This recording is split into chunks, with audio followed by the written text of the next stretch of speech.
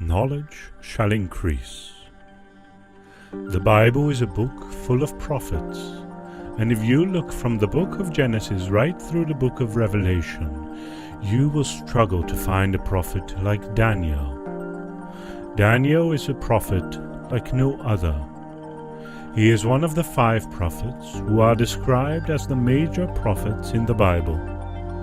He is a prophet that God raised up while the children of Israel were in captivity in Babylon.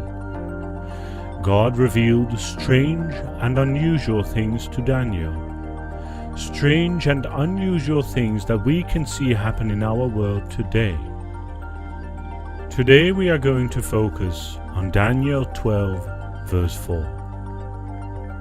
Let the Bible record speak. Daniel 12, verse 1 to 4.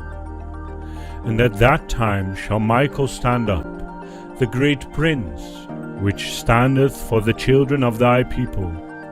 And there shall be a time of trouble, such as never was, since there was a nation even to that same time.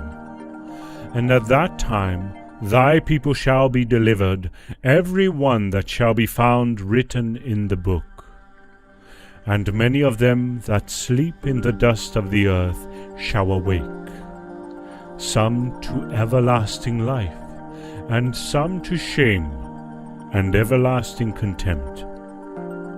And they that be wise shall shine as the brightness of the firmament, and they that turn many to righteousness as the stars forever and ever.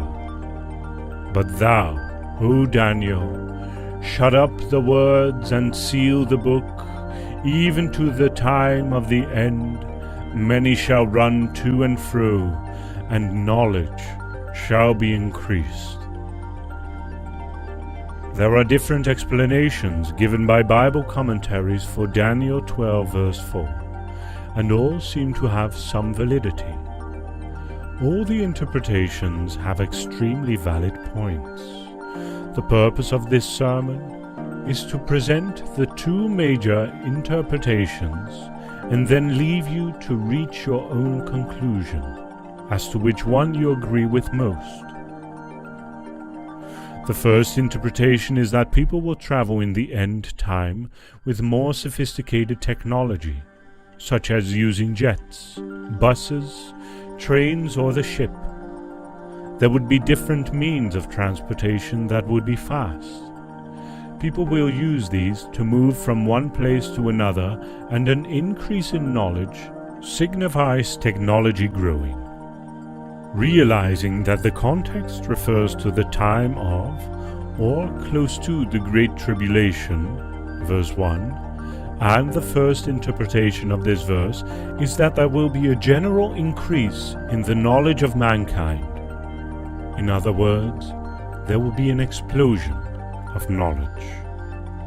This belief argues that the phrase, "Many shall run to and fro, and knowledge shall be increased," refers to the unique worldwide travel in the end time, with cars, buses, trains, rockets, and airplanes, as well as the increase of physical knowledge. This view is believable particularly if you look at the rate in which the world's knowledge is evolving. According to Moore's law, every 18 months, computer processing speeds double. The world is changing at an astronomical pace. 30 years ago, you would not even be able to listen to me right now. There were no smartphones. Listen to this paraphrased quote from Big Think. For the vast majority of human existence, it was safe to assume that the world in which you died would look pretty much the same as the one in which you were born. But that is no longer the case, says futurist Ray Kurzweil. We won't experience 100 years of progress in the 21st century. It will be more like 20,000 years of progress at today's rate, wrote Kurzweil. Just think about how much things have changed in the last 20 years. wireless internet, smartphones, social media, and then try to imagine how vastly different things will be in 2031 or even 2100. These are some predictions from Kurzweil. Energy.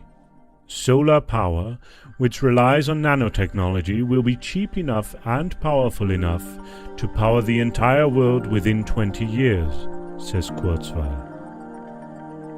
Neuroscience. Projects to reverse engineer the brain will construct a full synthetic model by 2029, says Kurzweil, giving us greater insight into how the brain thinks. Genetics. Within 10 years, we will all have digital copies of our genome, leading to medical therapies that are personalized to our individual genetic makeup. Nanotechnology. As robots get smaller and smaller, we will be able to insert them into our bodies to repair damaged or aging tissue. These are just some predictions, but look at some facts about technology increasing. For thousands of years, the number one mode of transportation was horseback, but now we can send people into space. There are even private companies taking people to space, as if it is just taking someone to a different city. Look at the increase in knowledge. The smartphone you have in your hand is staggeringly more powerful than the computers they had 50 years ago.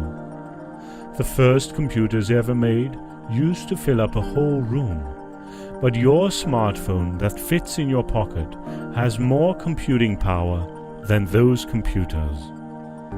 Knowledge shall increase. Just in the first decade of the 21st century, there have been so many advancements in biotech, nanotech, artificial intelligence, fusion and fission, and M-theory. Knowledge is increasing, ladies and gentlemen. God created the human mind, which is so unique to his other creations. Just look at how different our world is in comparison to 200 years ago.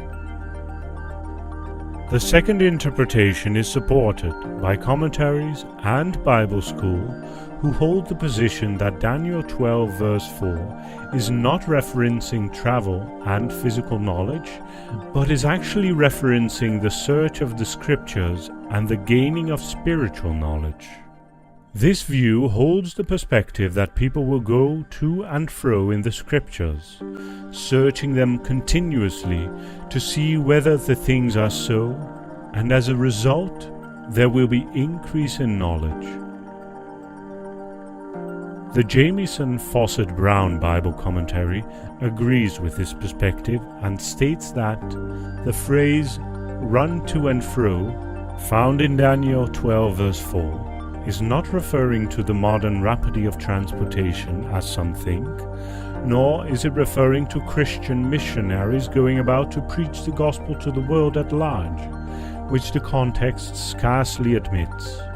But, whereas now but few care for this prophecy of God, at the time of the end, that is, near its fulfillment, many shall run to and fro, that is, scrutinizing the scripture, running through every page. It is thereby that the knowledge, namely, of God's purposes as revealed in prophecy, shall be increased. This is probably now being fulfilled. The Jamieson Fausset Brown Bible commentary is not the only commentary that holds this perspective. There are a range of other Bible commentaries who interpret to and fro to mean running one's eyes to and fro over the pages of the Holy Bible. For instance, the Ellicott's commentary for English readers states that the phrase "many shall run to and fro," that the verb "to run" is used in Jeremiah 5 verse 1 of searching after knowledge. In this sense, it is used of the eyes of the Lord, Zechariah 4 verse 10. In the same sense, it is used in this verse. Many will anxiously search in this book for knowledge of the manner of God's dealings with his people, and will derive comfort and understanding therefrom. Therefore, there will be an increase in knowledge. In other words, people will be looking for answers. People will want to know more about the things to come. People will desire to find answers and know what will happen in the future. They will want to know about the end time. And as a result, people will begin to understand more and more about the Bible. Between the two interpretations of Daniel 12 verse 4 that I have detailed, which one do you agree with more?